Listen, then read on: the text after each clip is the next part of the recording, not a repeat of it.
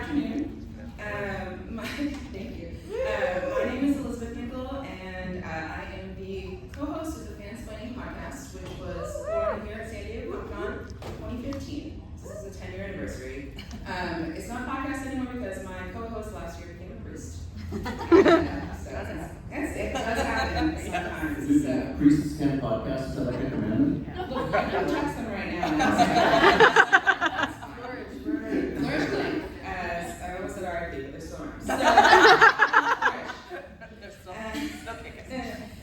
So yeah, we met on a panel in 2015. We started this podcast, 250 episodes.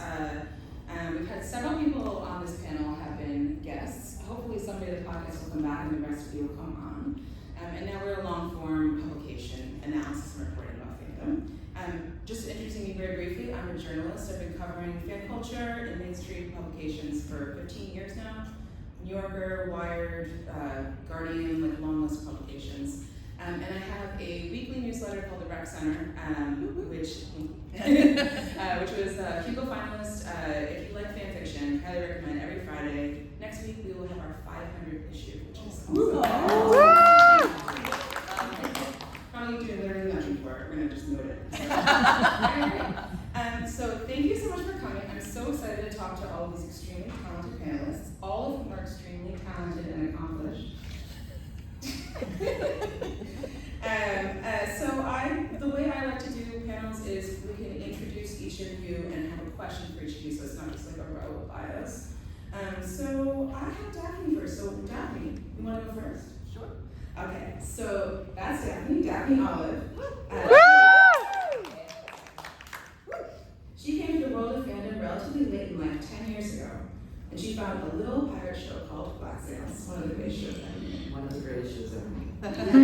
The road from quiet lurking fan to online engaging fan to Black Sails podcast happened in the span of 2 years.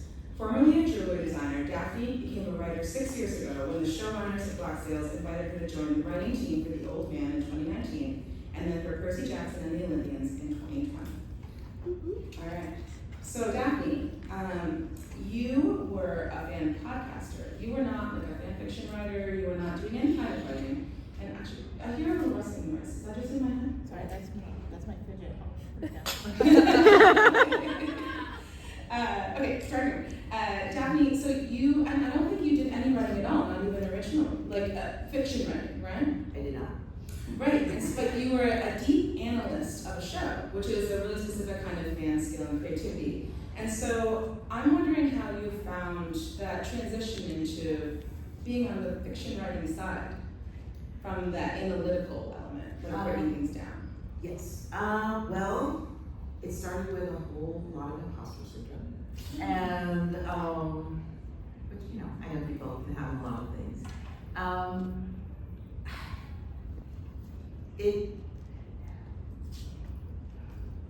I had to decide to have faith in people faith that people have faith in me are right, maybe. And so that was the main part.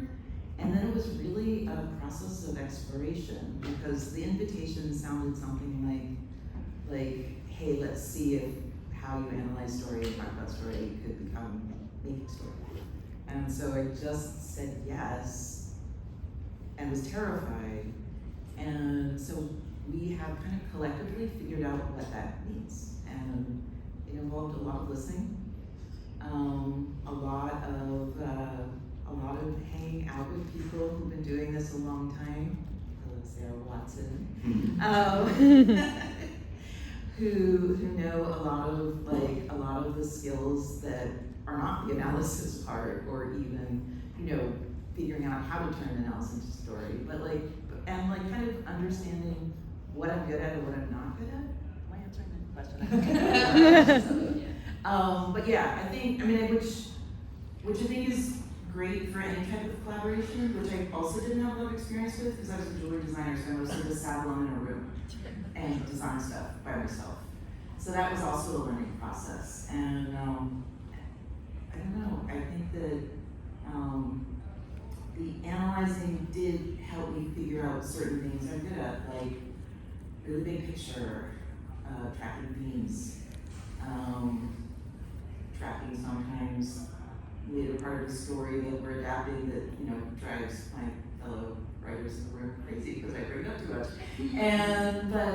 But you know, again, we all have our roles, and I think that's one of the parts I like best about this job is that you get to work with other people, and everyone has the things they're good at, and if we all respect each other and enjoy each other and enjoy what everyone's good at, then it's a pretty awesome job. Great answer. All right, next I have Javi at the very end. Hi, Javi. So Javier Grillo-Marxuach is one of the Emmy Award-winning producers of Lost and Jim Henson's The Dark Crystal: Age of Resistance, and is currently the executive producer of the hit Netflix series The Witcher. His work includes stints as writer-producer on From, Cowboy Bebop, Blood and Treasure, Raising Dion, The 100, Medium, but this is a long list, the original Charm, which I remember watching in the 90s. An advocate of mentorship and education, Grillo-Marxuach and his family have granted scholarships for writers at the University of Southern California, School of Cinematic Arts, Creative Writing Program at Carnegie Mellon University. He's also co-host, this is probably relevant to everyone here, and co-creator of the Children of Tendu podcast, an educational series for aspiring television writers. Javi is Puerto Rican, and you have pronunciation here. Javi, I've never pronounced your name this way, I'm so sorry. Now I'm Spanish speaker, I don't want to sound like I'm going okay, so Javi, I'm not trying to make you feel like the elder statesman on this panel. You are. So it's true, you've been in the industry the longest, right? And also, I think of you as a very classic kind of fanboy. And I'm wondering how you've seen, because you started working in television in the 90s, did you tap into your Spanish childhood, adolescence then? And did you find it an asset then? Oh yeah, you know, look, so I have a really interesting origin story because I got my master's degree and I wanted to, you know, be a film writer. I wanted to write for movies and on TV, and I thought TV was awful and I had this snobbery about it. And then I got a job at NBC as a junior executive in the current programming department. So I was working on these 3 little indie shows called, the one was called Law and Order. It was in its 3rd season, Sam Waterston's first season. Okay, so that's how ancient I am. But I was also working on Sequest and Earth 2, which were sort of NBC sci-fi shows at the time. And one of the reasons why I was able to find a niche in that environment was that I knew science fiction. And you know, this is 1995, 93. The executives are about as ignorant about sci-fi as they could be, you know.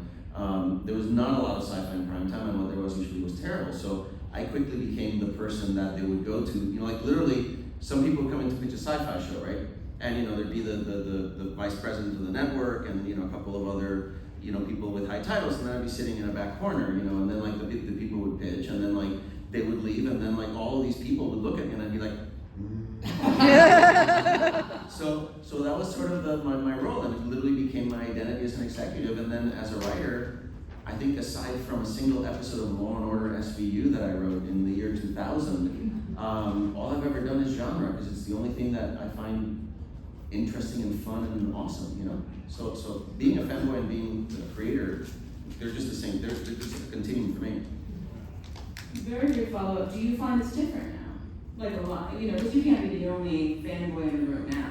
I think the problem right now is that Generation X, a lot of men like me, and I'm fully complicit in this, I think we have not outgrown our fandom in a healthy manner. Mm-hmm. And I think the biggest problem look, I've spent 30 years writing other men's daddy issues, okay? I've also spent 30 years, you know, like with a generation of writers, and there's a lot of them who suffer from the disease that their idea of creativity is we're just going to rewrite Star Wars all the time and hope we get called genius for it, you know? And at a certain point, Generation X, you know, really has had a rough time kind of coming of age from those. We are a generation that has these humongous pop cultural touchstones, you know, Amblin movies, you know, E.T., Raiders, Star Wars, like we were present at the birth of modern day scripture. Mm-hmm. But that doesn't mean that has to be our identity, you know, and I think that that's one of the biggest issues in terms of being a fan and being a creator right now, is getting over it. Mm-hmm. I'm glad you said that. I was going to say. One thing I would meant to say about Javi is that a big part of my process from going from fandom to a writer's room was listening to children. There's really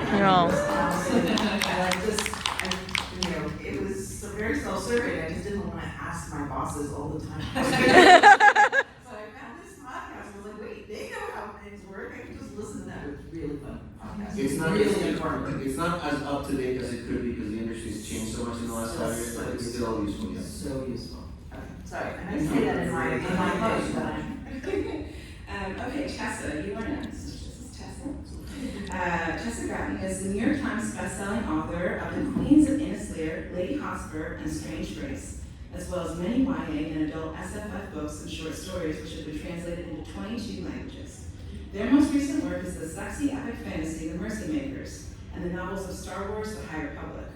Though they have traveled all over the world, they currently live alongside a Kansas prairie with their wife, queer, non-binary, she, they. All right, Tessa. So Tessa, Fansplaining has a publication, and one of my forthcoming articles is by Tessa, about the differences between, right, this is someone inspired by Hermione, so I just want to ask about Hermione. So, I don't know who's following this, but there's some very whole panel right very, there. Sure. There's some Harry Potter fanfics that are currently on the New York Times bestseller list for those who have followed. So it's a complicated issue going on. But anyway, Tessa, so you were writing for me about the differences between writing fan fiction and writing original fiction. You write IP, right? So you're writing stuff in Star Wars, for example. And it seems to me that there are probably a lot of crossover, but I don't think it's one-to-one. I think there's probably, I'm curious about the differences between playing in someone else's sandbox for fun and doing it for them, for me. The biggest difference is like where the power comes from, because like in fan fiction, you know, all the power is pretty much shared in the community, the writers and the readers and the conversations that people are having. You know, that's really where fan fiction comes from, and you know what you just really want to write about, like all your little ideas about what your Borbo's doing, and you know your best friend in the fandom's like kinks that you really just want to give them a present, you know, all that kind of stuff. But then when you're writing for Star Wars, the power comes from the owner of the IP and the publisher, which are sometimes different. And you know, what matters is what the IP people think readers want. And you know, a lot of times they're right, but you know, it's something like right. But with you know, Star Wars is a really good, interesting example because it's so big and has been huge for a long, long time. It is the gospel, pretty much, and you know, depending on who owns it, they get to decide what is canon, and you know, that is really, you know, that's what I mean. That's where the power comes from. Who's deciding what matters? Who's deciding what stories are being told? And who's deciding where the money comes in? And so it really isn't that difficult for me, at least, to separate, you know, how I think about and create fan fiction and how I write like Star Wars, which every once in a while does feel like fan fiction. You know, when I first started, the very first time I was creating a Jedi, you know, I've loved Jedi since I was 5 years old, and so it felt very exciting, like, oh my gosh, I'm doing this. But then there was that voice in my head that was like, no, you're not writing a Jedi, you're creating canon. Like, this is gonna be what, you know, hopefully fan fiction writers will write about this, and we'll take these, you know, all these little things you're doing. And it was very different, because obviously that'd be great if my own Tessa Gratton books, you know, also get fan fiction. But it feels different when there's such a big layer of power and money over me. Like, so, yeah. The weight, that's the difference. I have more questions with that, but I'm going to make sure we get to all of our first questions before I dive in. Lynn, you are next. So Lynn Codega is a trans non-binary writer currently living in Los Angeles with their dog Zigzag. They are the co-founder of Rascal News, the worker-owned tabletop news site. Their debut novel, Motheater, came out in January, and their second novel, Pasha the Storm, described as a problematic age gap romance Moby Dick with pirates and mean lesbians. They were the writers room assistant on season 3 of Interview with the Vampire, and they're currently writing a deeply embarrassing Thunderbolts fanfic because Marvel is a toxic ex-boyfriend. So you find it online everywhere at Minkel. Alright. Except you can't find it on Archive of Horror on Codega. Yeah. Oh, I'm saying your name wrong. You are, it's okay. I'm so sorry. Codega? Codega. You gotta have copy and put the pronunciation that I ignore. Codega with Codega. You're Yeah, from I'm allowed New York to City. do this. I didn't think I needed to do that. I'm gonna away from New York for 10 days now, so it's really okay, so then, like Daphne, you also have a fan to pro transition story and relatively recently, but you also transitioned, coming as a journalist, this one is interesting to me. You went from covering the show to working on the show. So I'm wondering if you could talk about both of those transitions and how it's been so far. You didn't ask me about my gender transition. It was really cool. All your transitions, please. So, going from being a journalist to being a professional on the show. So I covered Interview with the Vampire when it first came out during season 1. I was really excited by it. I really loved the books. I was really interested in the changes they were making. So I was able to, get the screeners, do the reviews, and Roland Jones, the showrunner of the show, he reads everything. And he was kind enough after season 1 had ended to reach out to me, and I'm sure other journalists, to say thank you for your work. We really appreciated what you did for the show, and your insights were really great. And I was like, thanks. Call me anytime. So we just sort of had that very cordial, collegial relationship. And then we were talking, and he wanted me to be, he does not like doing press or interviews, and he's said that before, just not his bag. And he was like, okay, when season 2 comes out, I want to give you my first interview. I want to give you my big interview. And I'm like, great, I was laid off.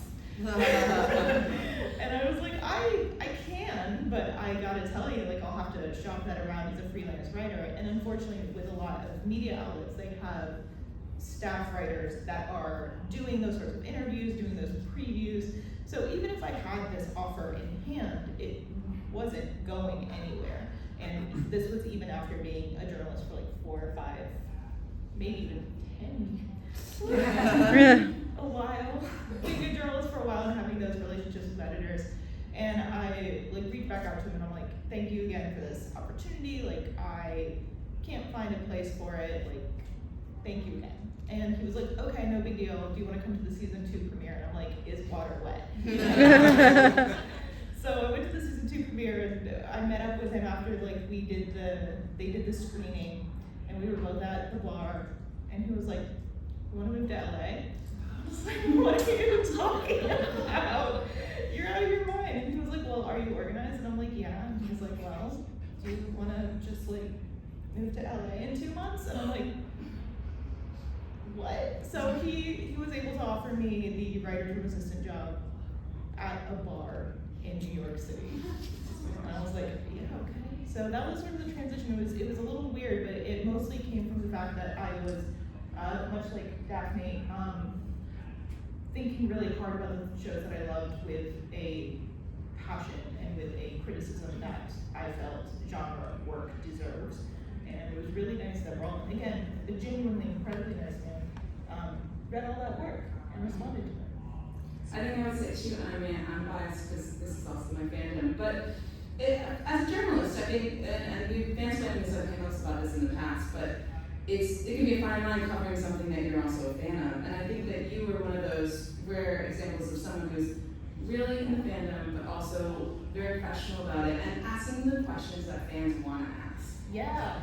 I definitely got some interviews with one of my favorite stories is that I interviewed 2 writers who later became my colleagues during season 1, and we ended up talking about Eric Bogosian and how hot he is. And we ended up getting pretty raunchy, pretty bawdy, and I had forgotten to record that interview locally on my laptop, and the PR company never gave me that recording. So I was censored. Too horny for Interview with the Vampire. Release it, Eric. I know, really did. I wish they would, but yeah. So, I did ask questions fans wanted to hear. I'm sorry, I didn't give you the answers. They are what you would have liked. All right, Meghan, you are next. Right next to me. Meghan Fitzmartin studied to be a youth pastor to tell people they're loved and a calling that transforms. Flourish as a priest now, I should know calling as a term, right? A calling that transformed into a writing career focused on the same purpose. She worked on the series Supernatural for 4 seasons, while also writing on DC Superhero Girls, Monkey Kid Season 2, Justice Society, World War II, and I don't know how to say this word out loud. Ruby, is it Ruby? I've seen it a million times. I'm a great fan culture expert.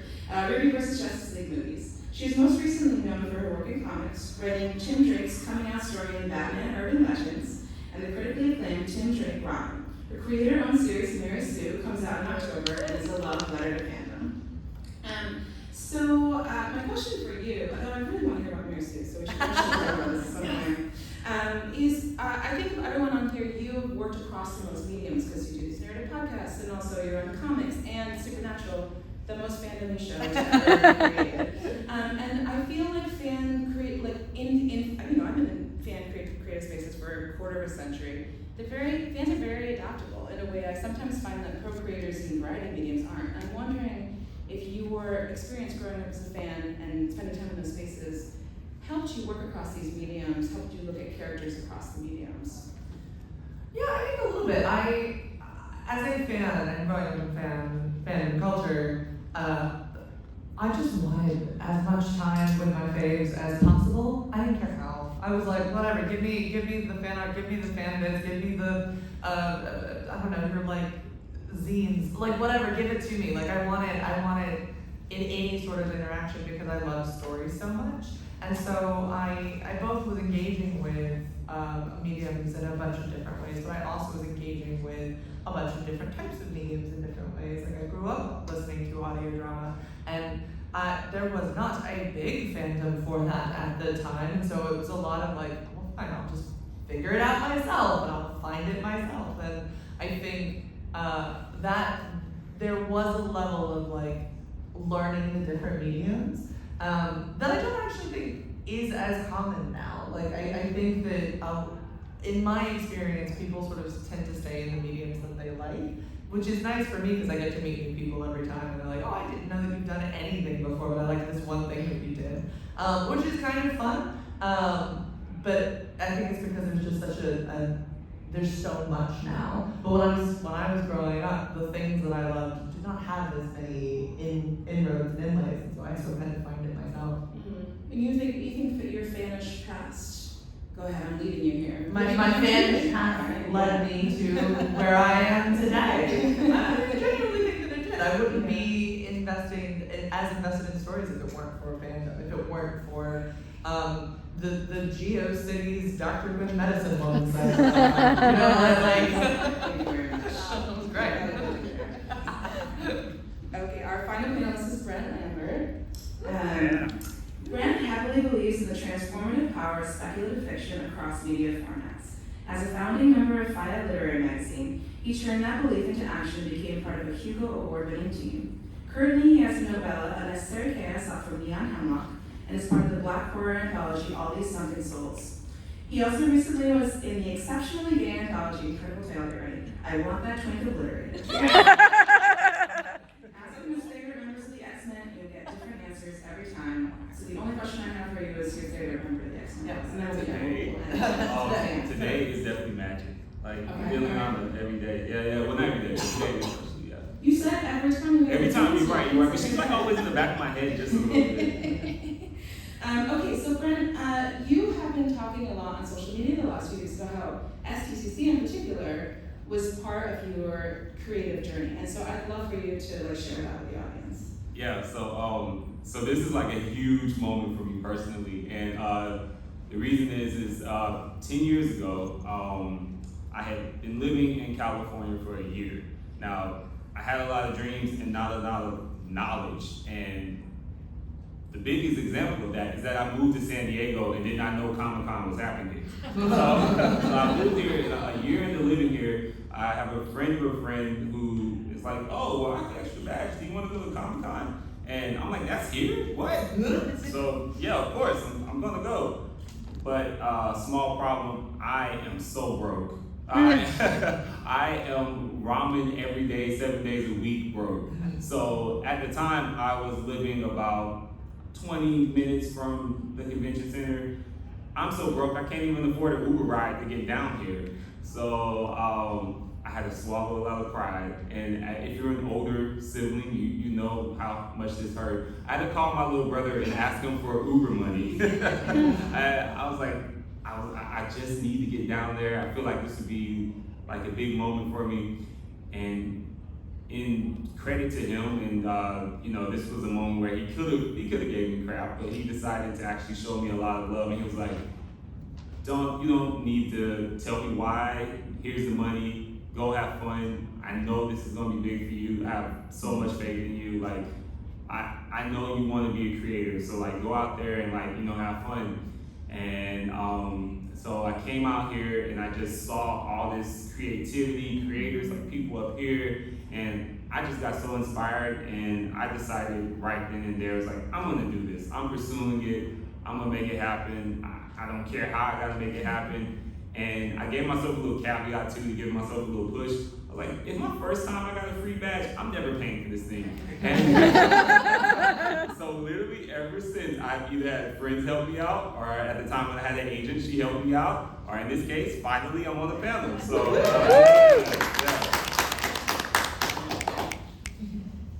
All right, these are our panelists. So one of the questions I wanted to talk to you guys about, and I was thinking about when you came on yesterday, which was like 50 years ago. I don't remember when that was. A couple of years ago?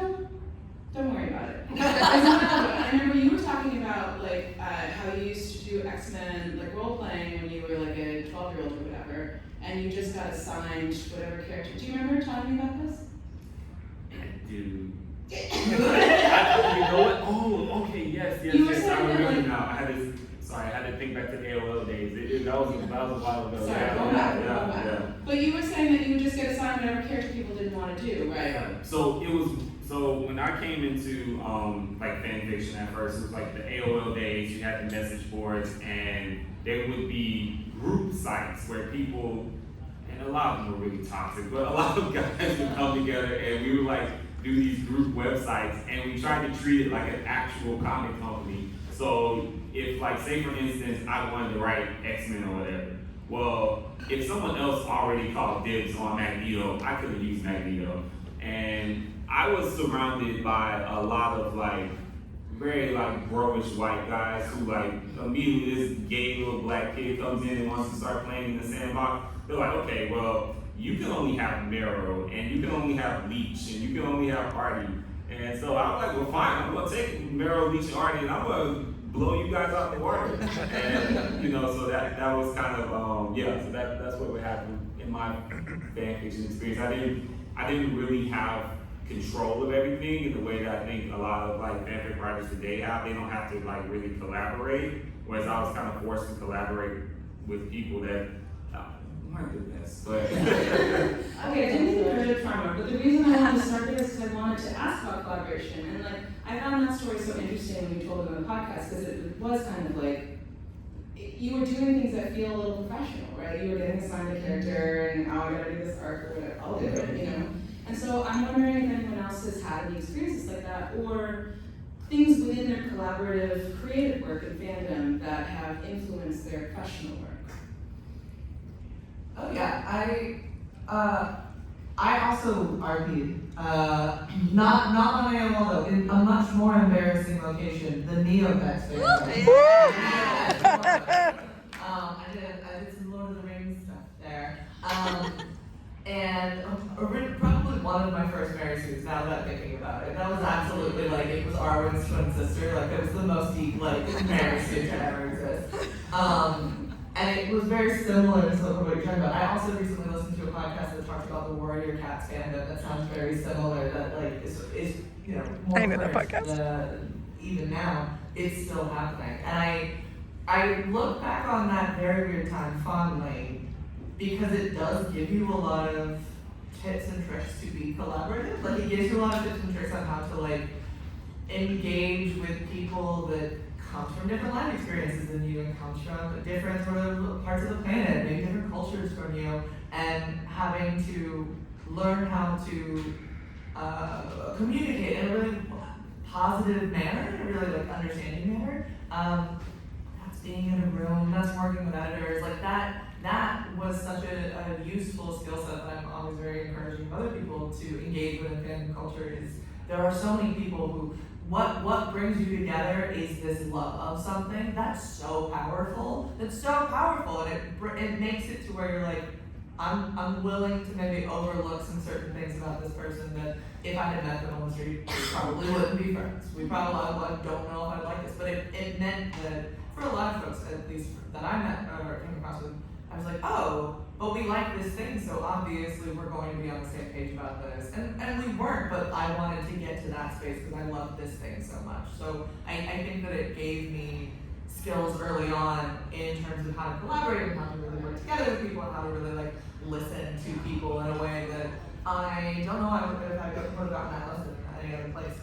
I would like to co-sign that. I mean, I think whenever anybody asks me, how can I learn what you do in a writer's room, I say, play Dungeons and Dragons.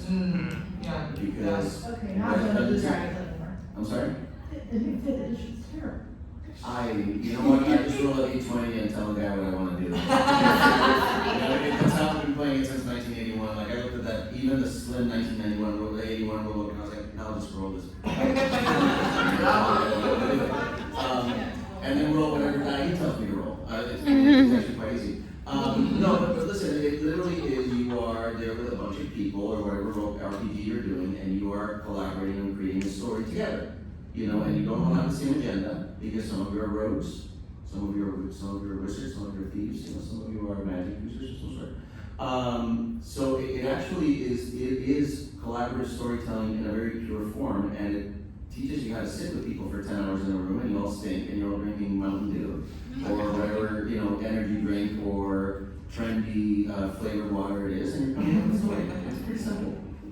I would love to talk about a different form of collaboration, because again, I came from podcasting. So I had a podcasting partner. We did a format that was very popular when we were doing it in 2016, which is one of us knew a story like inside out, and the other one was kind of newer to it. And we came from very different backgrounds. But it's what came out of that is like we would never talk about an episode before we analyzed it on mic. And so a big part of it was finding the magic.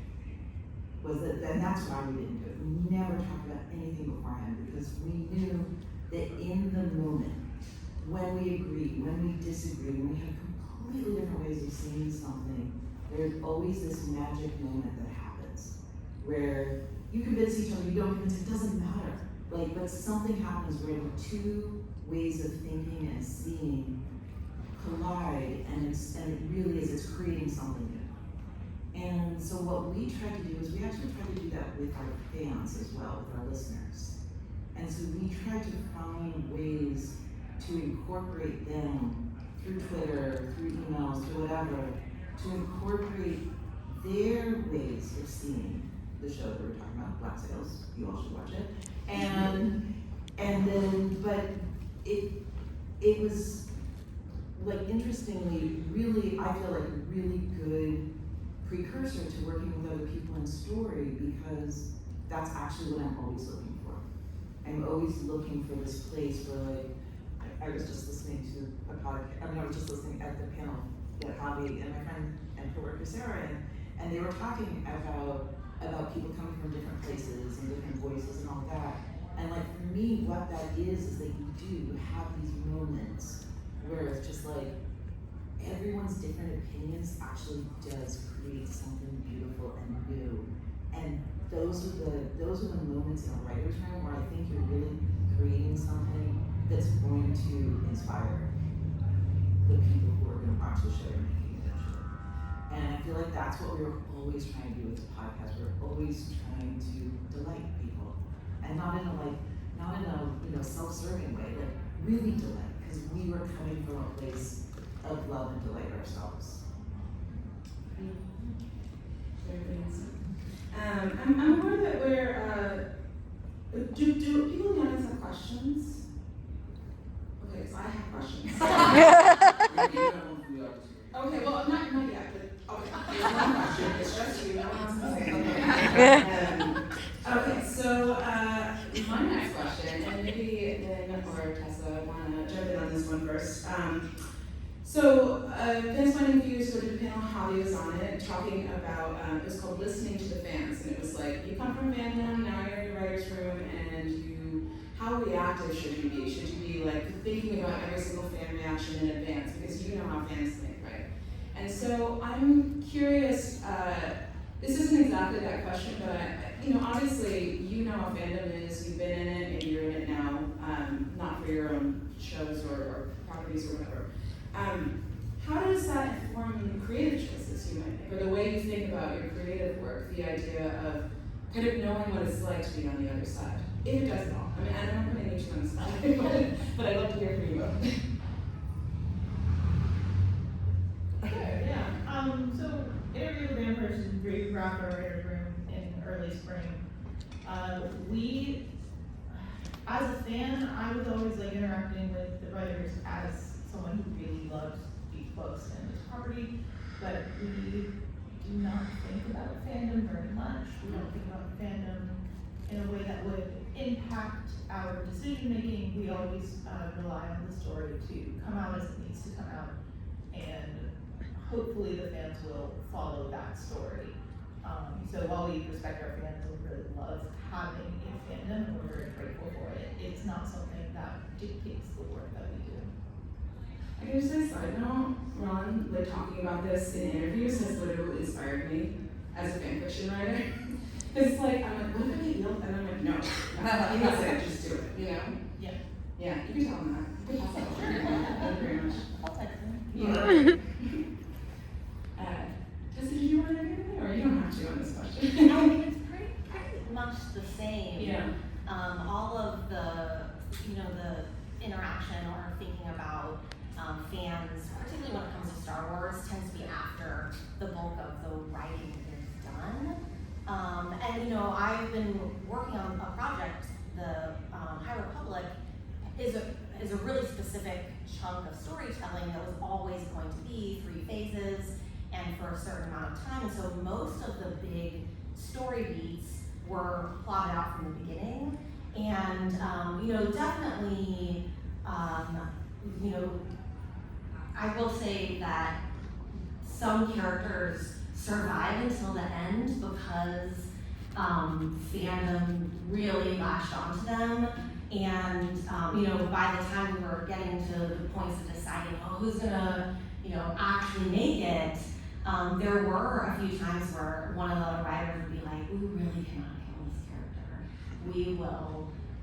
We'll ruin what we've been building if we disappoint the fandom who has really latched onto this.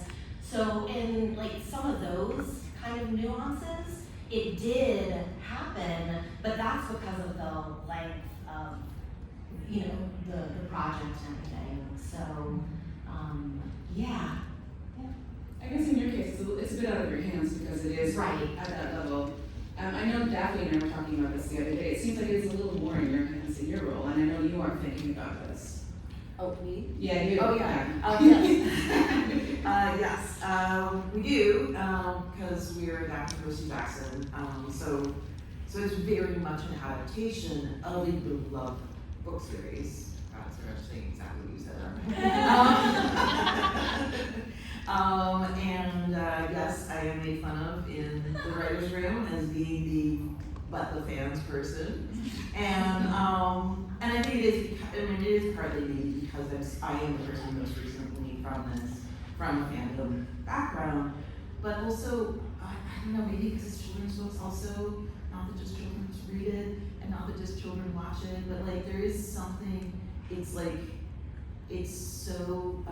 story that's so essential to some people's sense of self. And so I just feel like in some ways we're preserving something that is bigger than anyone involved in it, much bigger. And so there is that sense, and it's not obviously we're not reading social media and saying, oh, let's do exactly what they're saying, but they're always in our minds and our hearts because again, like these are people who start, you know, I can't tell you how many people told me that this book series is why they became readers.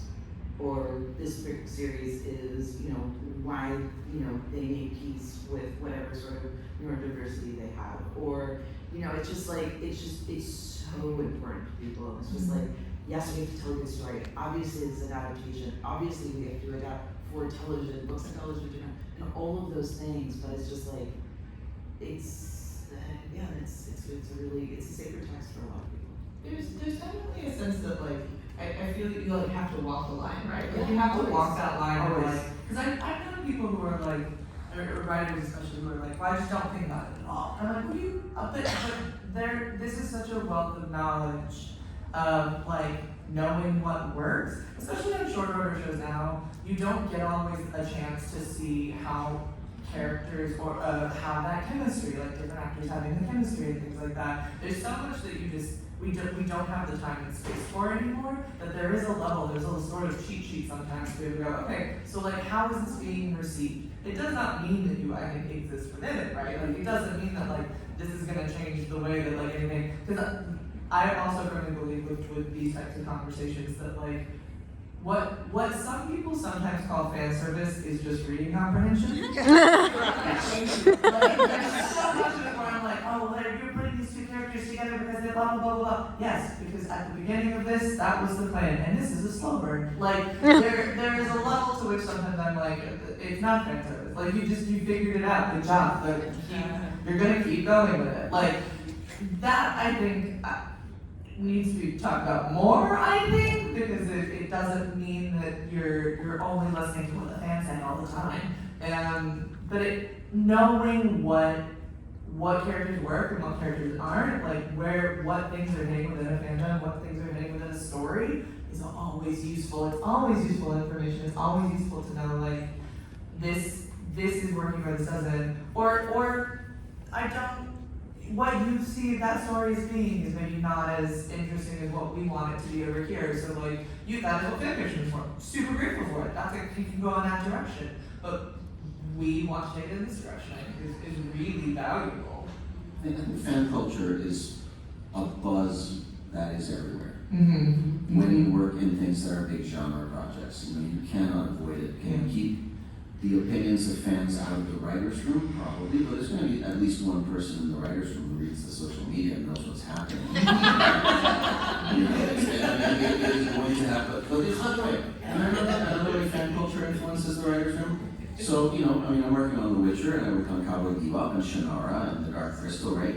Now, look, we're in the writer's room and somebody goes like, hey, what's the serial number on the main computer of the Bebop? What do you think we go look at?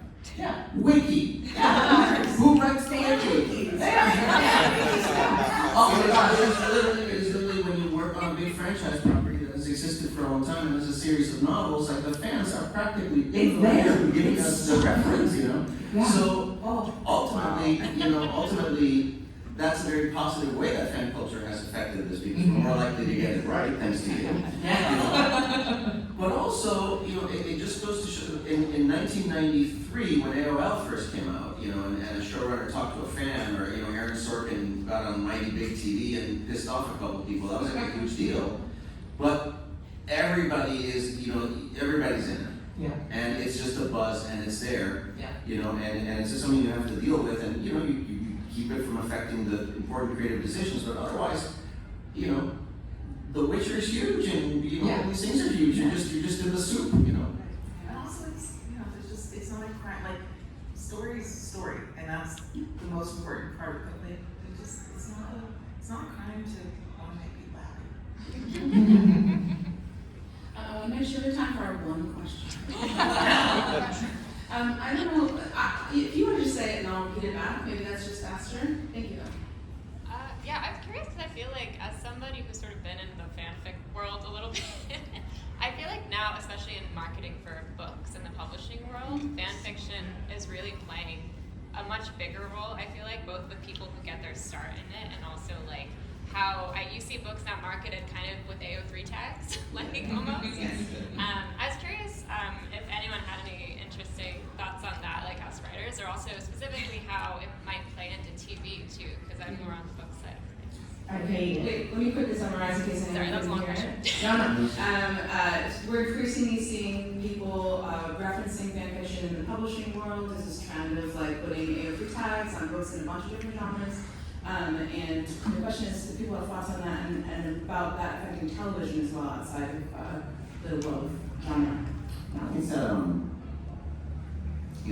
fanfic is such a huge thing now. It's so widely disseminated on the internet and all that. It has become a little bit of a farm team. You've got people like E.L. James or, Sandra Clare and a number of other people getting their starts in fanfic and stuff like that. I think that's phenomenal.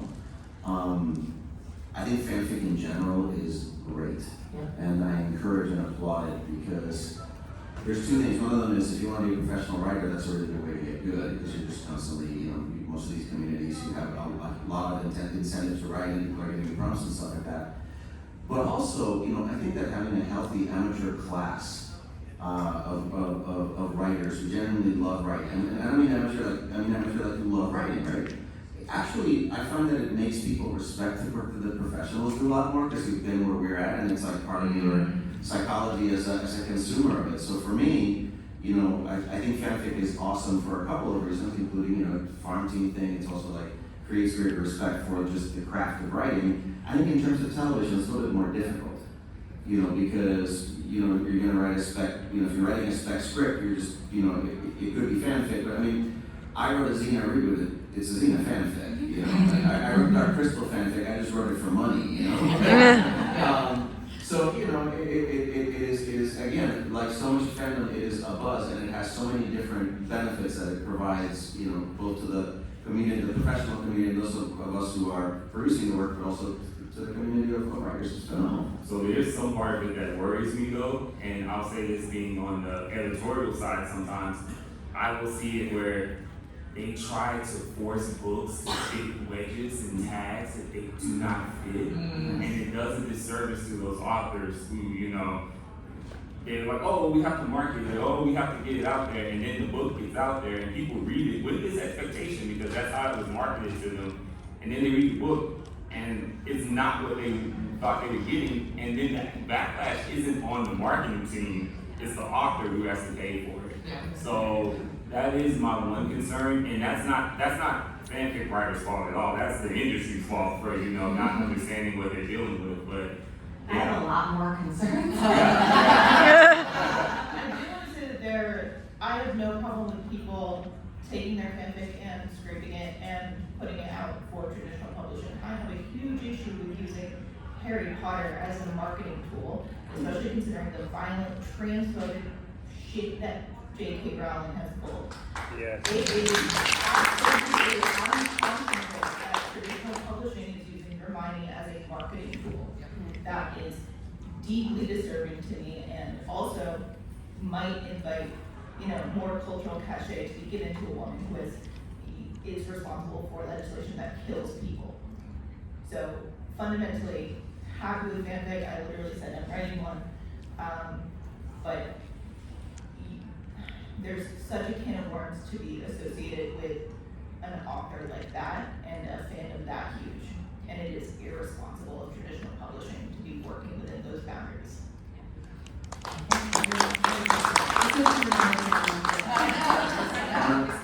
On a lighter note, Yeah. I wrote an Indiana Jones Downton Abbey crossover fanfic where Lady Edith meets Indiana Jones in Bombay, and they have an adventure because they actually.